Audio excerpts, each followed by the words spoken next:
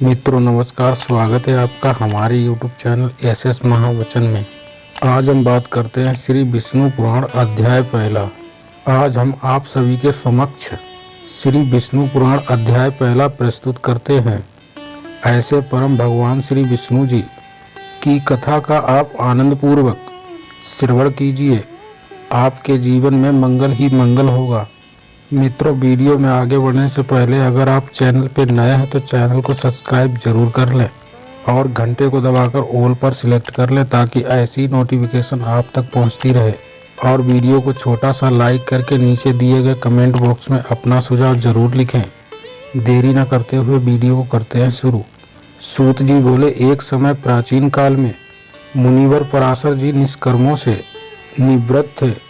तब मैत्रेय जी ने मुनिवर पराशर जी को प्रणाम करके और चरण छूकर पूछा, हे गुरुदेव, मैंने आपके ही पास आकर संपूर्ण वेद वेदांग और सारे धर्म शास्त्रों का ज्ञान प्राप्त किया है।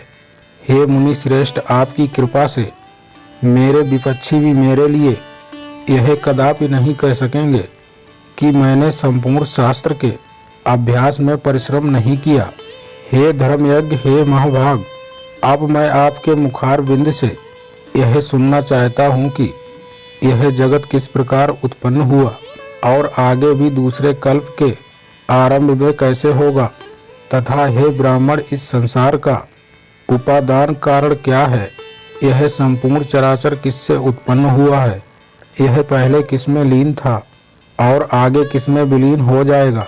आप मुझे यह बताने की कृपा करें कि इस जगत में भूतों का परिणाम, समुद्र, पर्वत और देवता आदि की उत्पत्ति कैसे हुई, पृथ्वी और सूर्य का आधार क्या है, चारों युग का विश्लेषण क्या है, प्रलय किस स्वरूप में होगा, चारों युगों के सारे धर्म, देव ऋषि और राजाओं के चरित्र बताने की कृपा करें और व्यास जी के रचे हुए वैदिक शास्त्र को रचना, ब्राह्मण के वर्ण तथा ब्राह्मणों द्वारा बनाए आश्रमों के धर्म के बारे में ज्ञान दें।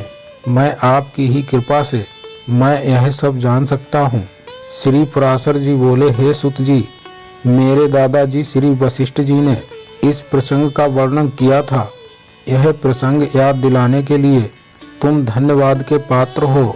मैंने उस समय पर यह सुना था कि मेरे पिताजी को विश्वामित्र की प्रेरणा से एक राक्षस ने खा लिया है। तब मुझे बहुत क्रोध आया था, इसीलिए मैंने उस राक्षस का वध करने के लिए यज्ञ का आरंभ किया था। उस यज्ञ में सैकड़ों राक्षस जलकर भस्म हो गए और यह देख मेरे दादा वशिष्ठ मुझे बोले, इतना क्रोध करना ठीक बात नहीं है। तुम्हारे पिता के लिए जो होना था वही हुआ है, उसमें राक्षसों की कोई भूल नहीं है।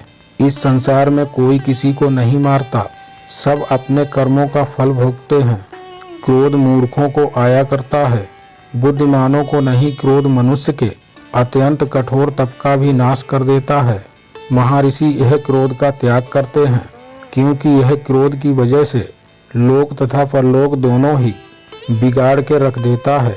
इन राक्षसों का वध करने का कोई मतलब नहीं है, इसीलिए तुम इस यज्ञ को समाप्त कर दो। क्षमा देने में ही साधुओं का कल्याण है।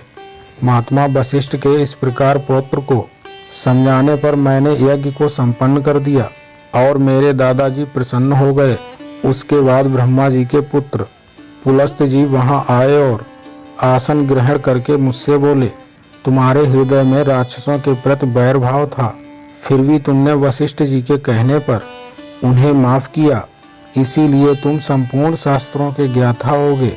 और इतना क्रोधित होने पर भी तुमने मेरा आदर पूर्वक स्वागत किया, इसीलिए मैं तुम्हें एक वर देता हूँ। ये वस्त तुम पुराण संहिता के वक्ता बनोगे और देवताओं की यथार्थ स्वरूप को जानने की शक्ति रखोगे।